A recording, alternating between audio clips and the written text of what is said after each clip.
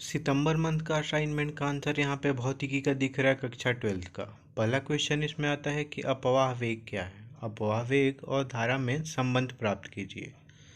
तो अपवाह वेग क्या होता है? अपवाह वेग किसी धातु के भीतर इलेक्ट्रॉनों का वह औसत एवं समान वेग है जो उस धातु पर लगाए गए वैद्युत क्षेत्र के कारण होता है। देखिए, आप जानते हैं कि जो धातु होती है उसके अंदर मुक्त इलेक्ट्रॉन होते हैं और वो गति करते रहते हैं। लेकिन जब एक वैद्युत क्षेत्र लगाया जाता है तो आपने क्या देखा है कि सारे इलेक्ट्रॉन थोड़ा सा एक डायरेक्शन में हल्के से मूव कर जाते हैं, डिस्प्लेस हो जाते हैं, ड्रिफ्ट जिसको बोलते हैं, खिसक जाते हैं। तो यही वेग जो बनता है इसको बोलते हैं अपवाह वेग। इसकी वैल्यू यहाँ पे कितना लिखा गया है? लगभग 10⁻⁻⁴ की कोटि का होता है। मतलब बहुत ही कम होता है, लेकिन बहुत सारे इलेक्ट्रॉन होने की वजह से इसका मान बढ़ जाता है। अगर टोटल के लिए निकाले तो एक के लिए 10⁻⁴ की कोटि का होता है। इसके बाद यहाँ पे आप देख सकते हैं, ये आपको ड्राइंग बनानी है।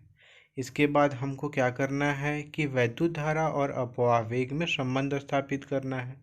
तो हमने क्या बोला कि एक एकांक आयतन में कितने इलेक्ट्रॉन हैं? n इलेक्ट्रॉन है।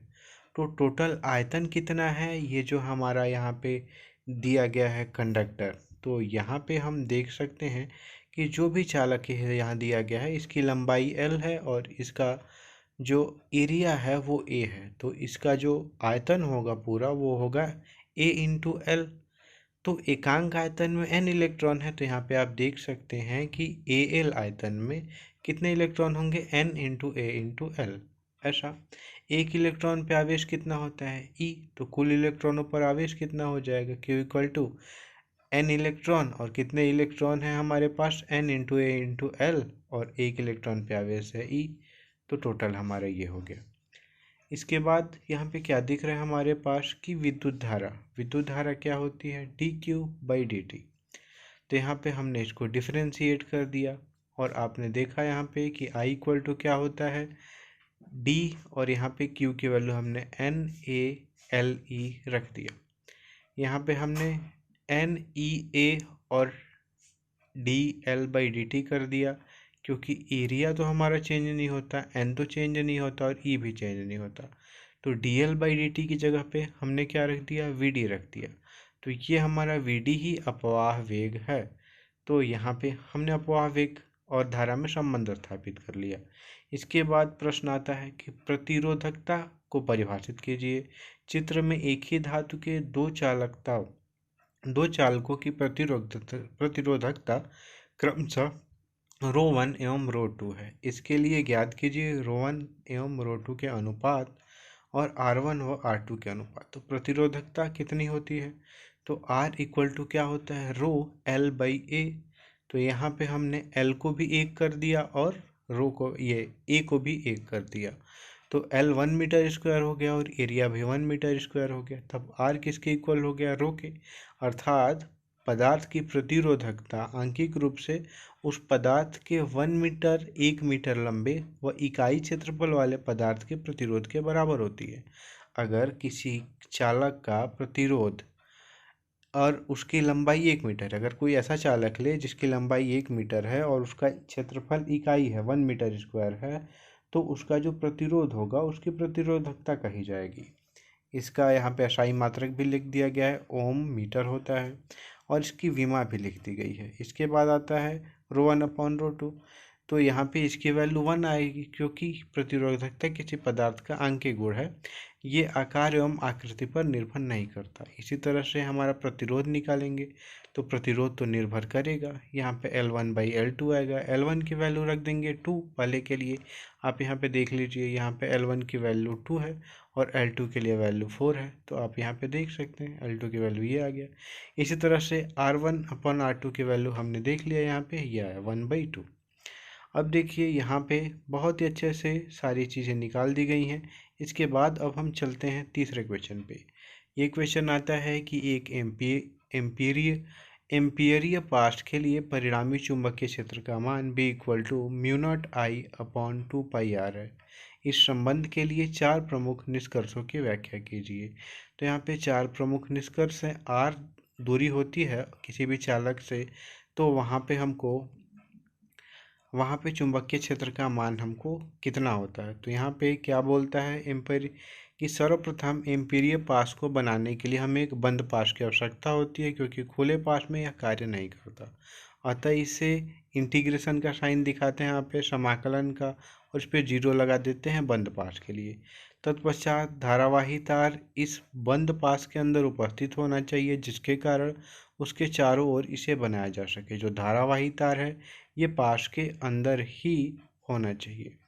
इसके बाद क्या आता है कि एम्पियर के नियम के अनुसार इस तार में प्रवाहित धारा के कारण उत्पन्न होने वाला जो चुंबकीय क्षेत्र होता है, और उसका अगर हम रेखीय समाकलन कर देते हैं तो धारा के प्रवाह के म्यू नॉट गुना होता है।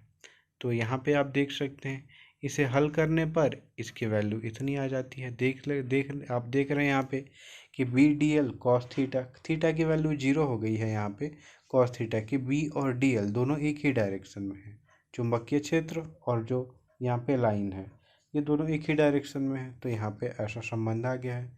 इसके बाद चौथा क्वेश्चन आता है यहाँ पे कि सार्वत्रिक गुरुत्वाकर्षण नियतांक जी और परावैद्युतांक यहाँ पे एप्सिलॉन है, तथा पारगम्यता म्यू की तुलना 4 बिंदुओं में कीजिए। तो यहाँ पे बिंदु हमारे दे दिए गए हैं माध्यम, यह माध्यम पर निर्भर नहीं करता जी, यह माध्यम पर निर्भर करता है, यह माध्यम पर निर्भर करता है। इसके बाद अशाई पद्धति में इसकी वैल्यू तीनों की निकाल दी गई है। इसके बाद मान में परिवर्तन करने पर यह नियत रहता है। इसका मान अधिक होने पर यह वैद्युत क्षेत्र की तीव्रता एवं बल को कम कर देता है। इसका मान अधिक होने पर यह चुंबकीय क्षेत्र की तीव्रता एवं बल को बढ़ा देता है। और इन तीनों की विमा यहाँ पे दिखा दी गई है। तो 4 पॉइंट हो गए। तो बहुत अच्छे से आप दिखा सकते हैं चारों पॉइंट की जी जो कि गुरुत्वाकर्षण नियतांक है, परावैद्युतांक एप्सिलॉन है, और यहाँ पे पारगम्यता म्यू है। तो सबकी वैल्यू आप दिखा सकते हैं, और तीनों में क्या अंतर है 4-4 पॉइंट में आप दिखा सकते हैं। इसके बाद आता है कि विभव प्रवणता को परिभाषित कीजिए। तो विभव प्रवणता क्या होती है? तो जब भी हम लंबाई के सापेक्ष दूर जाने लगते हैं तो हम देखते हैं कि विभव कम होने लगता है। तो यही विभव जो कम होता है इसको बोलते हैं लंबाई के सापेक्ष, इसको बोलते हैं विभव प्रवणता। तो विभव अपॉन लेंथ, ये हमारा हो गया विभव प्रवणता का सूत्र। इसके बाद दिए गए चित्र में धारा आई का मान ज्ञात कीजिए। तो इसमें धारा का मान ज्ञात करना है। उधर से 5 एम्पियर की धारा आ रही है, इधर से 2 एम्पियर की, उधर से 4 एम्पियर की। तो आप यहाँ पे देख सकते हैं कि जितनी धारा आ रही है और जितनी धारा निकल रही है ये इक्वल होना चाहिए। तो यहाँ पे आने वाली कुल धारा कितनी है? 5 और 2, और इधर से निकलने वाली धारा कितनी है? 4।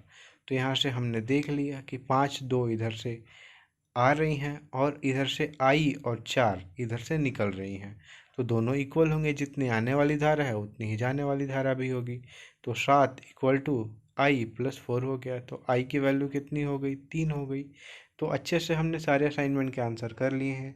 कोई भी डाउट है कमेंट करके बताइए। वीडियो को लाइक कर दीजिए, चैनल को सब्सक्राइब कर लीजिए, कमेंट ज़रूर करिएगा और अपने दोस्तों के साथ शेयर करिएगा। चलिए देखते हैं आप इसके PDF को भी कैसे डाउनलोड कर सकते हैं। असाइनमेंट के आंसर के PDF को डाउनलोड करने के लिए आपको गूगल पे जाके सर्च करना होगा cgbasicsupport.in। उसके बाद आपको इस वेबसाइट पे जाना होगा, इसको नीचे स्क्रॉल करना होगा, ऑप्शन दिखेगा आपको असाइनमेंट 2021-22, उस पर क्लिक करके सभी सब्जेक्ट के असाइनमेंट के आंसर के PDF आप इजीली डाउनलोड कर सकते हैं।